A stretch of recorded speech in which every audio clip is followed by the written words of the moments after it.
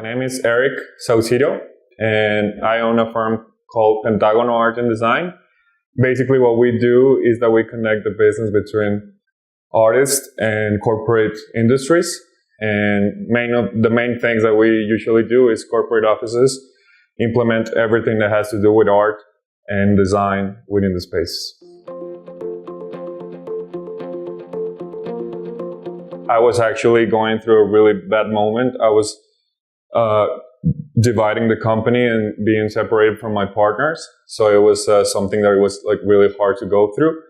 So I was taking the MBD and the course by those days. And now I think it's basically what I can take the most is that I have a lot of focus and that I'm thinking a lot about how to make this company an exponential organization. Well, the main reason was the day I met Bern. That was the day that I got in love with scaling up methodology. And after that, I got in love also with Exponential Organization. I think it was one of the best courses that I took in the MBD. And I've been reading a lot about Salim. And so the main reason was to understand how can I implement those kind of thoughts into my business. Yeah, the main takeaways that I took from the course was the idea of leverage assets. That's one of the main things that I was doing really bad before. I was trying to, get everything and own it. So now trying to have everything more like a leverage asset has been one of the main takeaways. The second is staff on demand.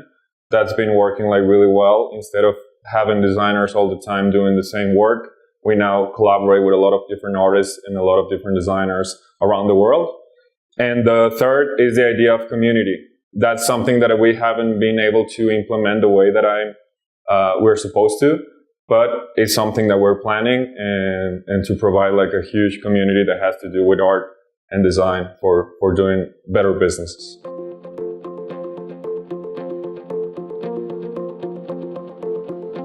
I will recommend the course to a lot of startups.